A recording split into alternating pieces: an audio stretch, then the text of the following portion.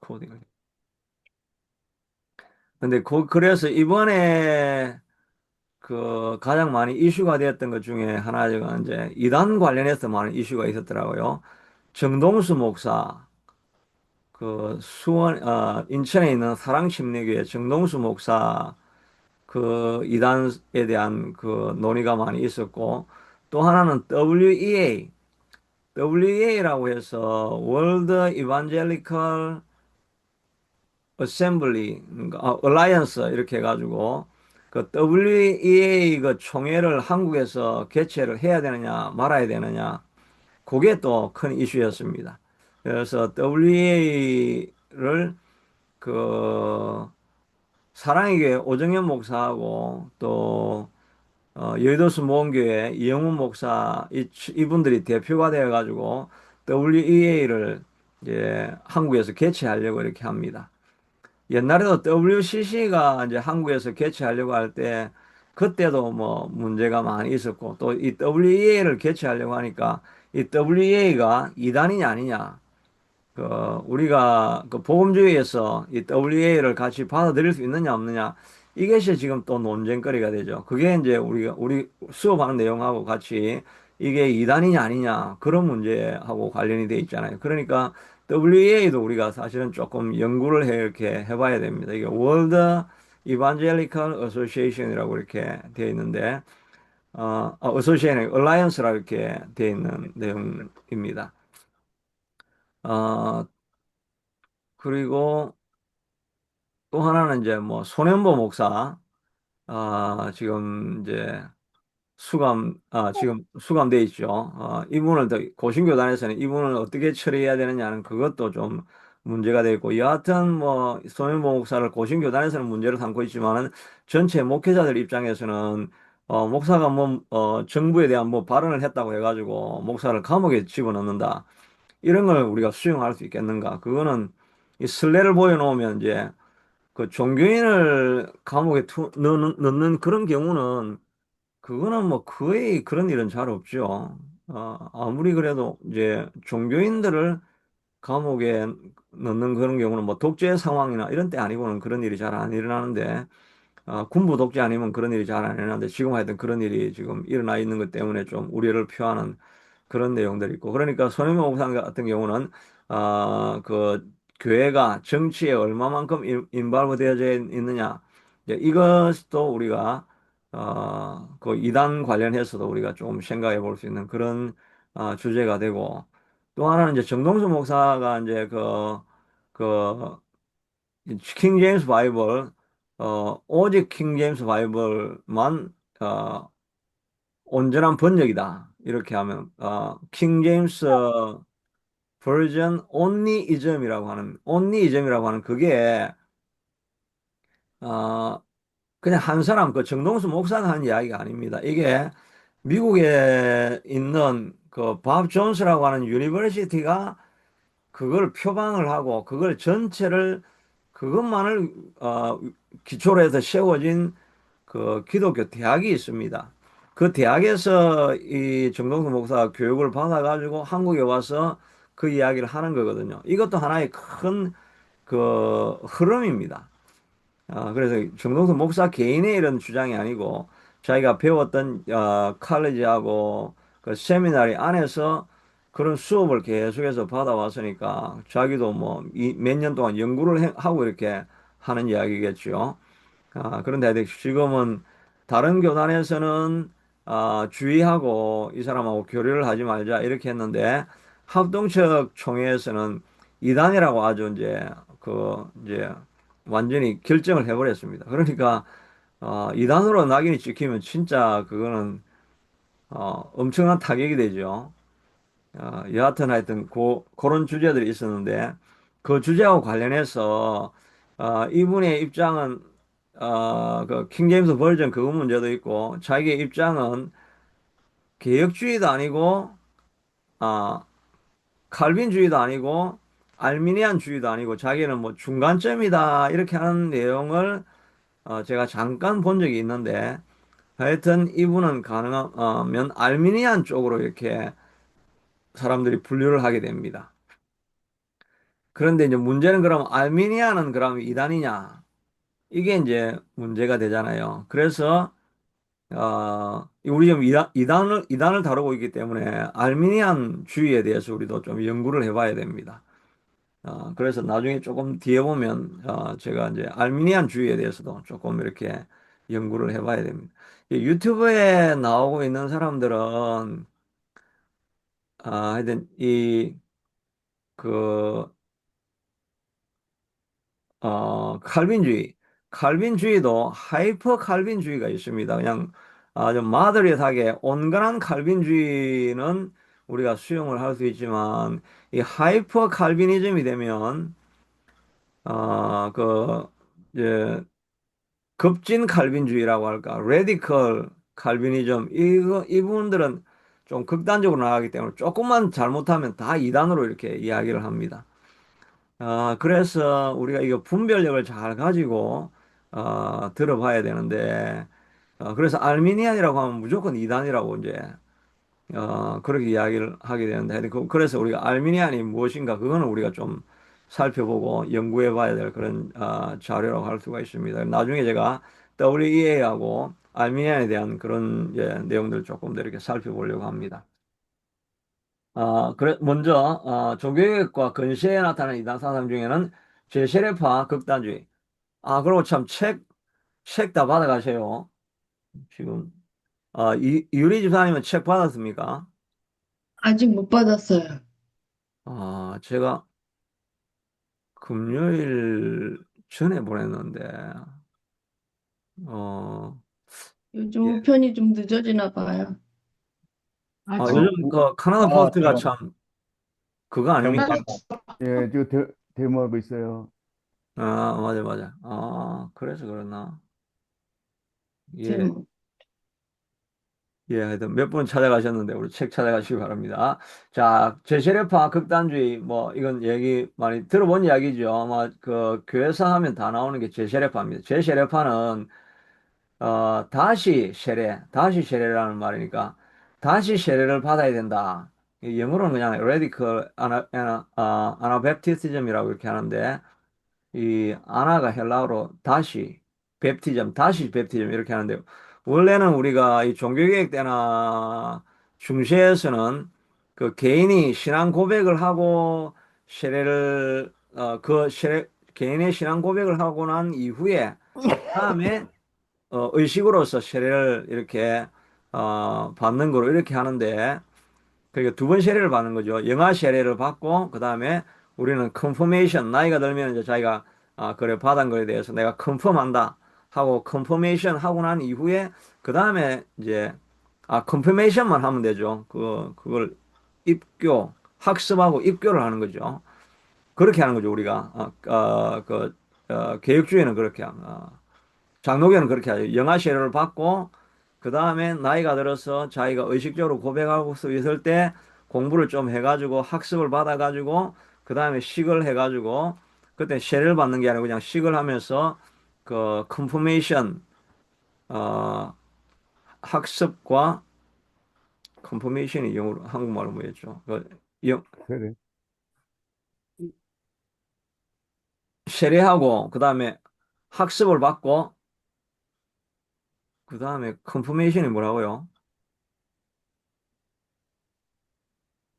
하여튼 그런 과정을 이렇게 지나가지고 두 번 하는 거랑 마찬가지입니다. 그렇게 하는데 이 아나베프티스 대세를. 어 거기서는 이 자기가 의식이 없을 때 내가 뭐 믿습니다라고 하는 믿음을 고백할 수 없는 영아인테 세례를 주는 게 그게 무슨 어떤 구원과 관련이 있겠느냐. 그래서 그때 세례받았던 거는 영아 세례는 아무것도 없고 다시 세례를 자기가 입으로 의식을 가지고 입으로 예수님은 my Lord입니다라고 고백할 때 하는 세례 그것만 진정한 세례다. 이렇게 해서 다시 세례를 받아라. 이렇게 하는 게 제세례파입니다. 그러면 그게 틀린 겁니까? 그게 딱 맞는 말이잖아요. 사실은 어릴 때 자기가 알지도 못하는데 엄마가 믿는다고 해서 엄마가 교회 데려가가지고 영아세례를 받으면 얘가 구원을 받습니까? 자기가 그 부모의 신앙이 자녀에게 넘어갑니까? 그런 건 아니잖아요. 그래서 우리가 늘 모태 신앙에 대해서 야 자기가 신앙 고백을 해야지 엄마 신앙으로 너 구원 못 받는다 그렇게 하잖아요. 그러니까 제세례파가 이렇게 맞다고도 할 수 있죠. 그것이 상징해 주는 것은 이렇게 아주 순수한 것만 받아들인다는 이런 말입니다. 그런데 뭐 개혁주의에서 영아 세례를 주는 것, 유아 세례를 주는 것, 그거는 또 다른 의미가 있습니다. 그 뒤에서 조금 더 살펴보기로 하고. 여하튼, 그런 이 용어상으로는 다시 세례를 받은 사람, 이 사람을, 아나베티스, 제세례파라고 하게 됩니다. 16세기 종교개혁 시기에 루터, 저빙글리의 개혁이 충분하지 않다고 본 일부 신자들에 의해서 등장했다. 루트하고 쭈빙글리가 이렇게 개혁을 했는데, 그리고 칼빈도 개혁을 하고 했는데 여전히 그 국가 교회에 대해서는 그냥 국가하고 연결은 되어 있는 상황이었습니다. 그러니까 이 아나베프티즘은 순수한 걸 추구하는 거죠. 제세례파에서도 진짜 원리에 맞는 것만 세로 세례를 받아야 된다고 이렇게 하는 것처럼 아주 순수한 것만 이렇게 추구하는 거잖아요. 그러니까 교회가 종교가 어떻게 국가하고 관련을 지을 수 있느냐? 국가하고는 아무 상관이 없다고 해서 국가와 완전히 분리되어진 그런 입장을 취하게 되는 것입니다. 그다음에 성인 세례만을 주장하고 유아 세례를 거부, 신앙 고백 후에 세례만 인정. 이거는 맞는 말이죠.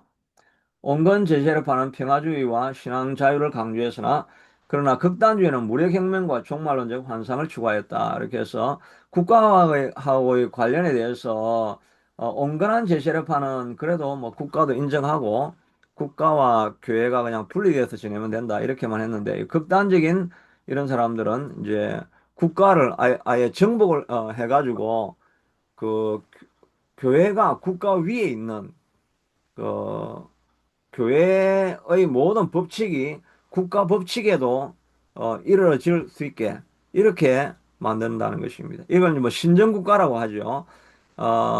지금 이란이 신정국가가 되는 거죠. 그 이란의 종교 지도자가 정치 그 수장 위에 있습니다. 어, 그렇죠. 그래서 거기는 샤리아 법이라고 해가지고 우리나라는 헌법이 있잖아요. 미국도 그 constitutional law라 해가지고 헌법이 있어가지고 헌법에 따라서 이게 재판을 하지. 목사님이 뭐 누가 범죄한 사람에 대해서 목사님이 예, 반갑습니다. 정진우 사님. 그 목사님이 이 사람은 5년, 뭐 이 사람은 뭐 유기징역, 집행유예. 목사님이 이렇게 합니까? 안 하잖아요. 그거는 종교가 그 정치에 개입을 할 수가 없는 거죠. 그렇게 하는데 이란 같은 경우는 그게 신정 정치가 되면은 코란을 가지고 코란의 법에 따라서 코란에 있는 법을 어기면 그 사람은 코란에 있는 것처럼 뭐 사형도 시키고 손을 자르려 그러면 손도 자르고 그렇게 하면서 교회 경전이 국가를 통치하는 원리가 되어버리는 것입니다. 이런 걸 이제 신정국가라고 하는데, 그래서 하여튼 문제가 많죠. 하여튼, 그렇게 되는데, 우리, 미국도 그렇고, 한국도 그렇고, 교회는 교회 따라서 하고, 이제 국가는 국가의 법이 있고, 이렇게 나눠져 있는 거죠. 그렇게 되는데 극단주의 이 제세례파는 무력혁명을 통해 가지고 오히려 그 교회가 국가를 다스리는 이런 식으로 나아가야 된다라고 이렇게 주장을 하게 됩니다. 그 대표적인 사건은 1534년, 35년에 독일 민스터에서 일어난 민스터 왕국 사건으로 신정 정치와 무력 봉기를 시도하였다. 이 민스터라고 하는 지역을 새 예루살렘이라고 부르고 민스터는 기독교 왕국을 만들려고 한 것입니다. 그러니까 목사님이 대통령이 되고 성경을 가지고 모든 것을 이렇게 통치하려고 하는 그래서 이 천국이 이 민스터에 임했다라고 하는 이런 입장을 가지고 나아가는 사람들. 그러니까 이건 사회 혼란을 가져오겠죠. 폭력으로 인해 개혁자들과 가톨릭 모두에게 이단적 위험 운동으로 어, 규정이 되게 되죠. 정광훈 목사님 같은 경우도 지금 하여튼 정치와 교회 간에 지금 그 교회가 정치에 얼마나 개입해야 되는지 이건 참 이렇게 좀 규정하기 애매한 부분들입니다. 그래서 정광훈 목사에 대해서는 지금 뭐 이단, 각 교단마다 이단으로 정한 사람은 없고, 정한 그런 교단은 없고, 그냥 계속해서 대화하며 지켜보겠다. 뭐 그런 쪽으로만 나가고 있는 상황입니다. 그래서 정광훈 목사를 뭐 이단으로 아직 몰고 있지는 않다. 그런 걸 볼 수가 있고, 예, 관련 성경 구절들이 있는데 로마서 13일 각 사람은 위에 있는 권세에 복종하라고 되어 있죠.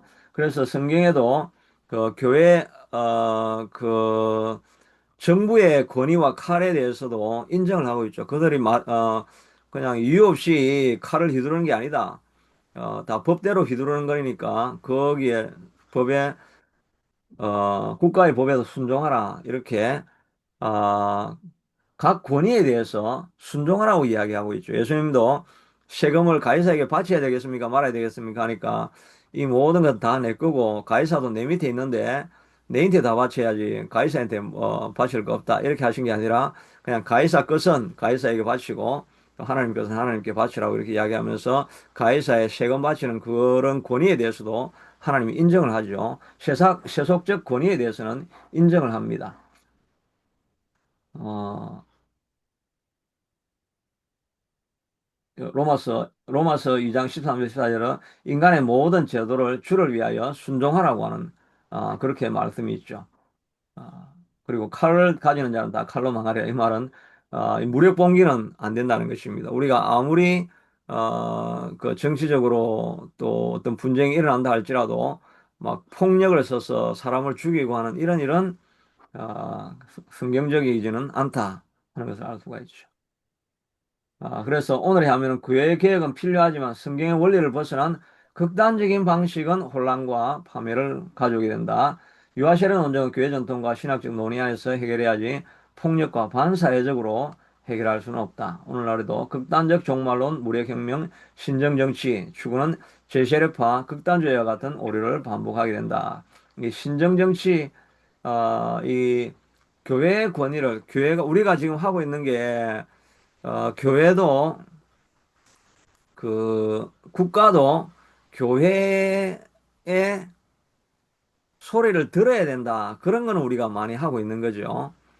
어, 교회 소리를 들어야 된다. 그리고 교회 예배하는 거를 국가가 교회 예배하는 거를 방해하는 것에 대해서는 끝까지 저항하려고 하는 거죠. 그 손인보 목사가 하는 것은 예배를 왜 국가가 교회 들어와 가지고 왜 이래라 저래라 하느냐.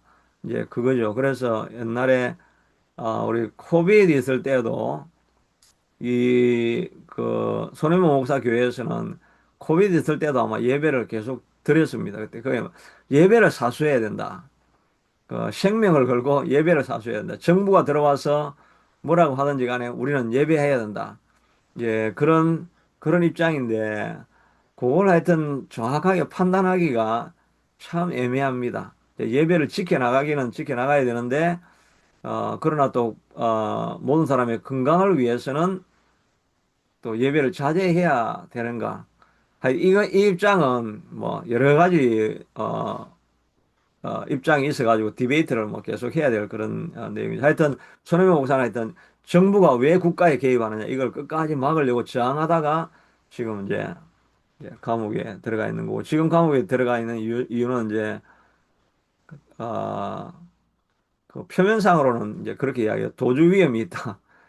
도주 위험이 있다는 그거는 아무래도 설득력이 없는 것 같고 여하튼 이재명 정부에 대해서 이재명이 망해야 된다는 걸 예배 시간에 이재명이 망해야 된다는 이야기를 이제 계속 하니까 그걸 예배를 왜 정치의 도구로 사용하느냐 이래서 고신교단에서는 그걸 이제 문제를 삼고 있는 것입니다. 예배는 그냥 예배를 드려야 되는데 이재명을 반대하는 것이 정치적으로는 보면 우파 쪽이잖아요. 우파 쪽 입장만 계속 왜 예배 시간에 말을 하느냐. 이제 그게 같은 고신교단에서는 그걸 문제로 삼고 있고 있는 그런 내용들입니다. 하여튼 신정정치 이것도 구분이 애매합니다. 어디까지 우리가 교회가 정부하고 관련되어져 있을 것인가? 이거는 좀 깊이 또 다르게 논의해 보아야 될 그런 영역이 있습니다. 교회 개혁과 성화는 필요하되 성경적 질서와 교회적 분별 속에서 나아가야 한다. 아, 예, 목회적으로 우리가 적용해 보면 성도들에게 교회 개혁과 신앙 실천은 말씀 중심 성령의 역사, 교회 질서 안에서 이루어져야 한다. 종말론적 열심히 극단적 행동으로 이어지지 않도록 성경적 종말론을 분명히 제시해야 된다. 여기서는 이제 새 예루살렘이 민스터에 이루어진다고 하는 거니까 이거는 이제 극단적인 종말론이죠. 목회자는 신앙의 자유를 존중하되 자유가 무질서와 폭력이 되지 않도록 분별을 가지고 지도해야 되고 오늘날의 신비주의 극단적 예언론과 같은 연결되는 위험성을 경계하고 성경의 충분성과 권위를 붙들도록 해야 된다. 그런 내용이고 이 유아 세례에 대한 입장에 대해서 우리가 조금 살펴볼 필요가 있습니다. 이게 제세례파는 유아 세례는 그거는 무효고 세로 진짜 세례를 받아야 된다고 하는데 우리 개혁주의 입장에서는 그리고 장로교 입장에서는 계속해서 유아 세례를 주고 있잖아요. 그럼 왜 유아 세례를 주는가? 우리가 생각할 때도 그렇지 않습니까? 유아가 자기 입으로 그 예수님이 나의 주님이십니다라고 고백하지 않는데 엄마가 믿었다고 해서 아들도 자녀도 구원을 받는다. 그거는 뭐 우리가 누구나 다 이건 문제가 있다고 생각하잖아요. 그런데 왜 장로교에서는 계속 유아 세례를 우리가 주고 있느냐 하는 것은 제세례파 입장은 유아 세례는 전면 거부하는데 반드시 자발적 신앙 고백 후에야만 가능하다. 그래서 유아 세례는 무효다. 성인 때 다시 세례를 받아야 한다고 주장한다. 이건 맞는 말 같죠? 그런 세례는 단순한 상징이 아니라 순종의 확정이자 제자도의 표시로 강조하고 있다. 교회의 공동체적 언약적 이해보다 개인의 의식적 선택을 적대적으로 강조하고 있다.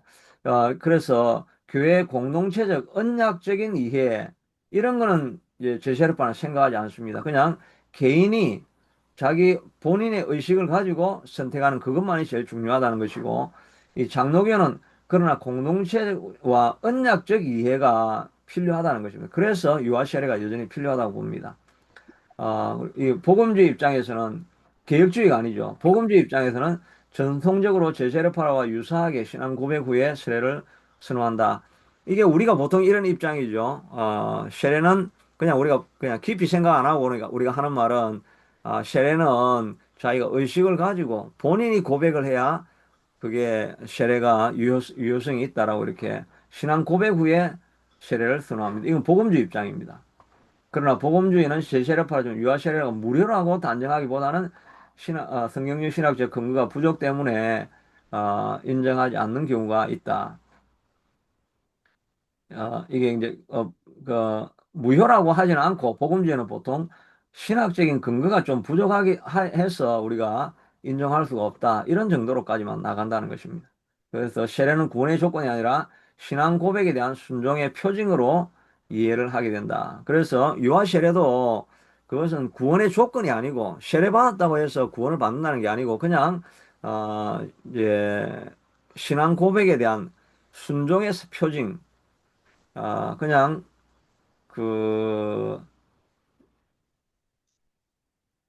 성경에 이건 개혁주의 입장을 먼저 이야기를 하고 이렇게 해야 되겠. 개혁주의 입장은 뭐냐니까 세례가 구원 그 자체를 주는 것으로는 보지 않습니다. 유아 세례를 받았다고 해서 구원을 바로 받는 것이 아니라는 것입니다. 그러나 세례는 하나님 언약 공동체의 속했음을 표징으로 보여주는 성례로 이해합니다.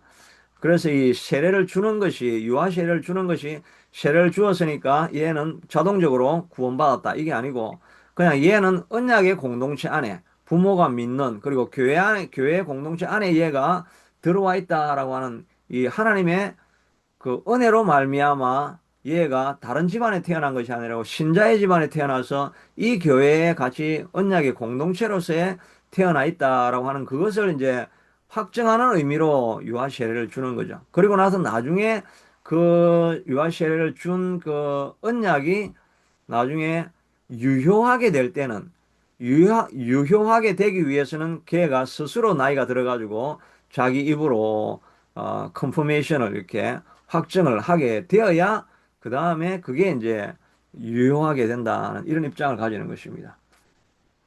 어, 입교네요, 입교. 입교. 예? 그 유아 세례에서 학습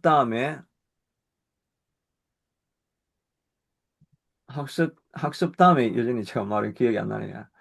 여하튼 언약의 연속성 이렇게 보면 이 구약에서 할례가 언약 백성의 표로 주어진 것입니다. 신약에서는 세례가 언약 공동체의 표로 주어진 것입니다. 구약에 보면 구약에서는 어떤 어, 뭐 믿음의 신앙의 고백을 하는 게 아니잖아요. 구약에서는 그냥 다 유대인으로 태어나면 그냥 할례를 주고 할례를 받은 것으로 그 구원의 표징으로 삼고 이렇게 했잖아요. 그거 마찬가지로 그 전통이 이어져 가지고 신약에도 유아시를 주고 이렇게 하는 것은 그냥 그 언약 공동체 안에 들어왔다는 그냥 표시일 뿐이고 실제로 그것이 구원의 효력을 주는 그런 것은 아니다라는 것을 이렇게 이야기를 보고 있습니다. 그래서 사도행전 2장 39절에도 이 약속은 너희와 너희 자녀에게 주는 약속의 말씀이다라고 어, 너희와 너희 자녀에게 믿는 너희뿐만 아니라 앞으로 태어날 너희에게도 주는 말씀이라고 하는 이런 그 공동체 안에 들어와 있는 사람들에게 구원의 은혜가 유효하게 될 것이라고 하는 약정을 보여주는 것이죠. 그래서 신앙은 철저히 개인적 고백에 기초하지만 동시에 언약 공동체 품 안에서 자라나게 됩니다. 따라서 유아 세례는 자녀가 교회 공동체 안에 있다는 선언이며 성도들의 신앙 안에 양육될 것을 약속하는 행위입니다. 이런 의미로 우리가 유아 세례가 이제 필요한 거기 때문에 이 개혁주의적인 입장에서의 이런 유아 세례도 필요한 것이죠. 유아 세례는 뭐 제세례파가 언약으로 고백했다고 해서 고백하고 세례를 받았다고 해서 구원을 받는 게 아니라 나는 예수님을 나의 구주로 받아들입니다라고 하는 그 믿음의 확정 때문에 구원을 받는 것이기 때문에 그냥 이것은 하나의 예식일 뿐이고 그리고 예식을 유아 때 안 하는 것보다 하는 게 더 그 구원으로 인도하는 길에 필요한 것이다 이런 생각을 하게 되는 거죠. 그래서 유아세례의 효력의 시점은 유아세례가 곧바로 개인의 구원을 확정하는 것은 아닙니다. 그러나 성령께서 정하신 때에 믿음을 일으키실 때 세례는 하나님의 은혜의 표와 보증으로 하나님 주시는 은혜의 표와 보증으로만 이렇게 작용을 하게 된다는 것. 따라서 유아세례는 은혜의 약속이 자녀에게 유효하다는 신학적 선언이지 기계적으로 세례를 받았으니까 유아세례를 받았으니까 너는 구원받았다 이런 게 아니라 그냥 신학적으로 너는 하나님의 자녀 안에서 은혜가 하나님의 자녀이므로 너에게 유효하게 될 것이다라고 하는 그런 선언이고 나중에 확정은 본인이 고백함으로써 받을 수 있게 된다는 그런 그 제세례파에 대해서 어, 유아 세례를 우리가 여전히 필요하다고 생각하는 이유가 바로 여기에 있는 것입니다. 그 다음에 무력혁명 종말론을 이제 주장한 이유, 왜 이 그 아나베프티스트들이 무력혁명을 주장했느냐 하니까 16세기 초 독일과 네덜란드 등지에서는 농민전쟁 이후 농민과 하층민들에게 정치, 경제적 어, 억압이 시달리고 있었습니다. 그리고 종교개혁이 일어나자 많은 사람들이 새로운 사회와 교회 질서를 기대하게 되었고 루트와 저빙글리의 개혁은 신앙의 자유를 주었지만 여전히 국가교회 체제를 벗어나지 않고 있어서 이에 일부 그룹은 교회와 국가의 철저한 분리와 새로운 사회 체제, 신정 정치를 꿈꾸게 되었습니다. 그러니까 그 당시에 독일의 농민 전쟁이 일어나 가지고 농민들이 억압을 계속 받고 있으니까 종교개혁이 일어나니까 이 자기를 누르고 있는 이런 정치 집단에 대해서 이 정치 집단을 물리치고 농민들에게 해방을 줄 수 있는 그런 일을 위해서 교회가 일을 해야 한다고 하니까 교회가 그러니까 국가를 전복하고 그다음에 농민들도 자유를 누릴 수 있는 이런 국가 형태를 만들어야 된다. 그래서 그 성경이 통치하는 그런 국가를 만들어야 된다. 성경이 통치하는 국가가 말은 맞잖아요. 우리도 지금 하고 있는 게 모든 것을 성경적인 가치로 만들어 가려고 하는 게 개혁주의죠. 개혁주의는 문화개혁, 뭐 우리의 삶의 생활 일상의 계획을 우리가 주장하는 것 아닙니까? 모든 것을 교회를 떠나서 생각하는 것이 아니고, 어, 이제 일상생활 속에서 기독교의 가치가 스며들게 만들려고 하는 게 우리가 하는 일이죠. 개혁주의가 표방하는 일이죠. 그래서 학교도 이제 사립학교를 만들어가지고 기독교적인 가치를 가지고 학교도 교육을 하려고 하고 이렇게 전 모든 삶의 영역을 기독교화 하려고 하는 그런 트랜스포메이션 하려고 하는 게 개혁주의의 하는 사역이고 그 가치라고 할 수가 있습니다. 그러나 그렇다고 해서 이것을 아예 교회가 정부가 돼야 된다. 이런 입장을 주장하고 있는 건 아니죠. 그렇게 되면 신정정치가 되어지니까 그거는 이제 이란하고 같이 비슷하게 되자는 그런 입장이 되니까 우리가 그런 쪽으로 나아가는 건 아닙니다. 그러니까 폭력을 사용한다든지 뭐 이런 일은 있어서는 안 되고 민스터 왕국 사건은 어, 다 왜 극단으로 갔느냐니까 사회적인 불만이 있고 신학적으로 과도하게 지상에서 순수한 교회와 하나님 나라를 세우겠다는 종말론적인 그런 열망이 있었고 그 다음에 이 선동하는 사람들이 있었습니다. 지도자들이 얀 마티스와 얀 반 라이덴이 스스로 종말의 선포자로 선지자로 있었다고 하니 이단의 모든 특징은 하여튼 그 리더 한 사람이 자기가 선지자고 하나님이 특별히 보내주신 특별한 계시를 받은 사람이라고 하는 그런 주장을 하는 게 이단의 가장 특징 중에 하나죠. 그 다음에 국가 교회에 대한 기독 개혁자들 루트와 칼빈이 국가와 타협한다고 비판하면서 국가와 이제 어, 국가가 통치하는 것을 그대로 받아들이고 하는 이런 것들을 보면서 국가와 완전히 결별해야 된다고 이렇게 주장을 하게 됩니다. 그래서 그 결과적으로는 민스터 사건은 제세력파 전체에 대한 부정적인 이미지를 강화시켰고, 그 다음에 온건한 제세력파, 메노 시몬스 등 이후 평화주의와 비폭력 주장을 강조하면서 차별화했고, 교회 역사에서 이 사건은 종말론적인 열정과 무력혁명이 결합할 때 어떤 위험한 일이 일어날 수 있는가 하는 걸 대표적인 사례를 보여주게 됩니다. 그래서 극단적 종말론을 통해 가지고 어, 그 극단적인 종말론을 통해 가지고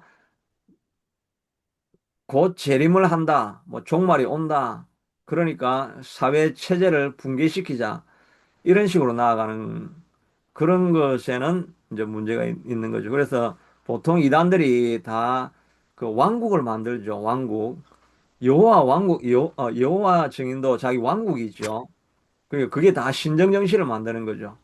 그리고 또 정명석도 자기 왕국이 있고 통일교도 자기 왕국이 있고 그게 세상이 통치하지 않는 그런 자기 왕국이 다 있는 거죠. 왕국을 세우려고 합니다. 그래서 거기에 지도자가 자기가 직접 계시를 받은 사람이어서 자기 통치 아래 하나의 나라를 만들려고 하는 게 이단의 이제 속성이고 특징이라고 이렇게 할 수 있을 것입니다. 그래서 이제 이 제세례파가 나중에 넘어가면 제세례파가 오늘날에는 이 제세례파를 이어받은 교단이 어디냐니까 메노나이트. 메노나이트는 많이 들어봤죠. 네. 네. 예, 메노나이트가 있고 메노나이트가 또 한 분파가 메노나이트 또 한 분파가 이름 기억 안 나네. 그 메노나이트 한 분파가 뭡니까? 또 여기 우리에게 저 남쪽에 내려가면 거기 또 있는 공동체잖아요. 세상 문명을 안 받아들이고 지금도 말 타고 다니고 하는 음, 있죠. 아미시. 예. 아미시가 메노나이트의 한 분파가 이제 아, 어, 아미시인데 그 아미시가 이제 세상 문명을 안 받아들이고 세상과 분리돼서 이렇게 살아가려고 하는 그런 공동체가 지금도 여전히 있게 되는데 그게 바로 이 제세례파에서부터 이렇게 흘러나와 가지고 이런 일을 하게 됩니다. 예, 미국에 가면 제가 미국에 제가 그 합동신학교 어, 합동신학교면 하여튼 우리 합동측 계획이거든요. 제가 수원에 우리 신학교가 습니다 수원 합동신학대학원 거기 있는데 그 동문들이 이제 미국에서 동문회를 이렇게 할 때 제가 동문회 거기를 이제 놀러 갔거든요. 그게 펜실베니아 주인데 거기를 갔는데 거기에 아미시 공동체가 있는데 거기에서 사운드 앤 뮤직인가? 거기 사운드 하여튼 오브 뮤직, 예? 사운드 앤 뮤직 맞습니까? 사운드 오브 뮤직, 예. 사운드 오브 뮤직은 영화 제목인데 그거 아, 말고 네네. 예, 그거 말고 사운드 앤 뮤직인가 해가지고 거기 엄청난 그 극장이 있는데 거기에서 실제로 공연을 하거든요. 그래 제가 그때 갔을 때는 무슨 공연을 하니까 요나 공연을 하더라고요. 진짜 막 배 엄청나게 큰 거 만들어가지고 배가 막 그 하여튼 오페라 무대 같이 이래가지고 이게 막 바뀌어주고 이렇게 하면서 성경을 그 진짜 거의 그 모습 그대로 그냥 재현을 하는 그런 공연을 하더라고요. 그게 미국에서는 그게 꽤 유명한가 봐요. 그 완전 그 시골인데 시골에 그렇게 큰 그 무대가 있어가지고 전국에서 유명하니까 거기 사람들이 많이 와서 구경을 하는가 봐요. 저도 그때 거기 가서 요나에 대해서 공연하는 걸 봤는데 하여튼 그렇게 이 아미시 공동체가 성경을 있는 그대로 이제 추구하려고 하는 순수함을 추구하는 그런 공동체라고 할 수가 있죠. 그게 다 제셰르파에서 이렇게 흘러나와 있는 이런 입장입니다. 여하튼 이렇게 우리가 이단을 이렇게 살펴보면 이단은 좀 극단적인 면을 강조하고 종말을 강조하고 그런 요소들이 이제 다 있다는 것을 볼 수가 있습니다. 그 다음에 소신의한주의인데 이거를 잠깐 브레이크하고 아, 여기 하도록 하겠습니다. 예, 브레이크하고 요 소시니안주의하고 그다음에 오늘 그 알미니안주의하고 WEA에 대해서 조금 같이 살펴보고 오늘 시간을 갖도록 하겠습니다. 예, 예, 5분 10분 있다가 다시 시작할게요.